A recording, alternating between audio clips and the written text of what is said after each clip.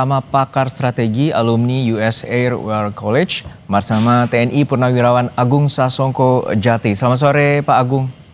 Semoga sehat Selamat selalu. sore. Ya Pak Agung, kita Selamat sore. mengetahui bahwa Amerika Serikat melalui Donald Trump memberi tenggang 1 bulan terkait dengan program denuklirisasi dan Donald Trump tadi menyebutkan telah berkuar tentang operasi Midnight Hammer yang terjadi pada Juni 2025 terkait dengan salah satu objek vital nuklirnya di Iran. Lalu seperti apa sebenarnya porsi dari Donald Trump dan memberikan ultimatum ini terhadap Iran? Apakah serangan ini juga akan terjadi? Terima kasih. Jadi memang sebaiknya kita melihat tidak dibatasi dengan Donald Trump, tapi bagaimana hubungan antara Amerika dan Iran. Ketegangan antara kedua negara ini memang sekarang agak meningkat, memunculkan spekulasi di publik, di masyarakat internasional tentang kemungkinan perang.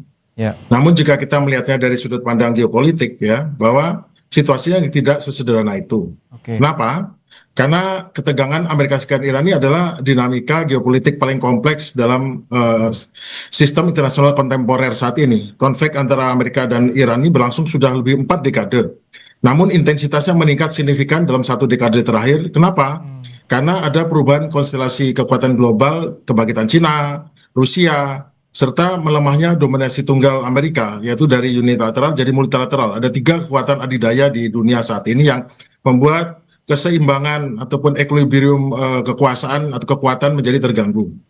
Dalam konteks ini, konflik Amerika dan Iran ini nggak bisa dilihat hanya sebagai perseteruan ideologis, agama, namun bagian dari dinamika struktural dalam sistem internasional yang anarki, yang tidak ada, tidak hierarkis tapi anarkis, di mana negara harus tergantung pada dirinya sendiri karena atau pada persekutuan militer atau pada negara lain, tidak ada siapapun, tidak ada yang melindungi, jadi anarki ya.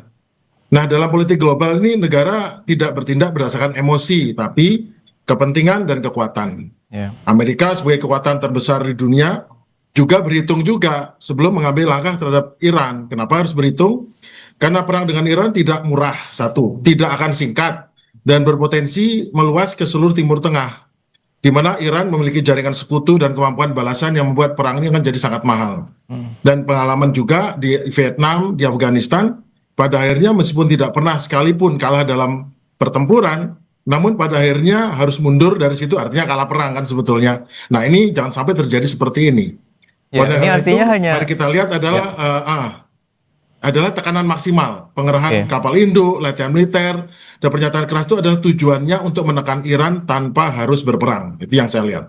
Oke, menekan Iran tanpa harus berperang, karena pada dasarnya sekutu dari Amerika Serikat sendiri, Israel, menyatakan bahwa tidak perlu melakukan serangan ataupun memberikan operasi terhadap Iran dalam waktu dekat ini. Lalu untuk saat ini sebenarnya apa yang harus dilakukan, terutama sebenarnya dari Menlu Iran sendiri telah membuka opsi untuk mengedepankan negosiasi asal mengedepankan keuntungan juga dan fair terkait dengan program nuklir ini. Lalu seperti apa? Karena Amerika Serikat sendiri sudah menaruh USS Abraham Lincoln di Timur Tengah.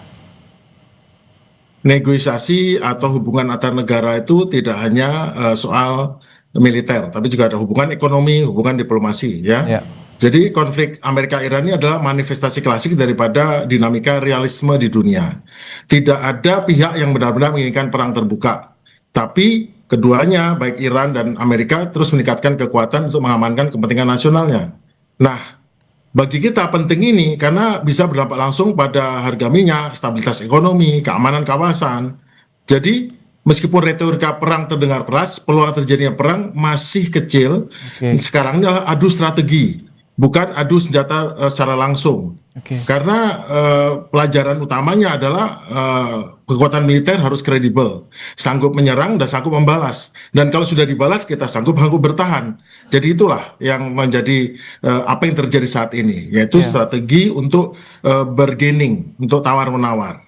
Oke, equilibrium apa yang ingin dicapai oleh Donald Trump, terutama terkait dengan Iran?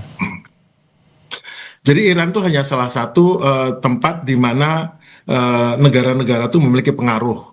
Sekarang kita udah tahu sejak tahun 2017 dari semacam kekuatan unipolar, kekuatan tunggal di dunia, adidaya sendirian Amerika, sekarang sudah terpecah, ada adidaya kedua yaitu Cina dan adidaya ketiga adalah Rusia. Nah, apa yang terjadi adalah masing-masing untuk memastikan ini wilayah yang dalam pengaruh saya, ini wilayah dalam pengaruh saya, Nah, saat ini Iran Oke, adalah jelas tidak di bawah Amerika. Venezuela di bawah Amerika, tapi belum tentu juga kan. Nah, gimana caranya Iran ini minimal tunduk ataupun patuh ataupun tidak terlalu membantu Cina? Karena kita tahu sebetulnya ini adalah proxy war daripada Amerika terhadap pesaingnya, yaitu China dan Rusia. Karena Rusia ingin mendapatkan jalur minyak ke Iran, bisa menjual apa namanya minyaknya lewat Iran, sedangkan China 30% daripada suplai minyak Cina dari Iran loh. Nah, kalau bisa Iran itu diatur sehingga Iran patuh pada aturan internasional yang sudah jelas menguntungkan negara Barat, maka tentu tidak akan mempermudah bagi Cina dan bisa baik. menghambat kemajuan Cina yang akan diperkirakan akan menyalip ataupun melewati Amerika. Ya, Jadi tentu. intinya adalah containment of China sebetulnya. Kalau kita lihat dari geopolitik, geostrategi. Baik, perang proksi, kemudian geostrategi dan juga geopolitik yang terjadi di Timur Tengah ini terus menjadi perhatian kita dan tentu ini akan meluas efeknya secara global bila terjadi perang. Sekali lagi ini sungguh menarik untuk kita terus bahas. Terima kasih sekali lagi perspektifnya Bapak Marsma TNI Purnawirawan Agung Sasongko Jati, pakar strategi dari alumni US Air War US College. Terima kasih Pak, sehat selalu.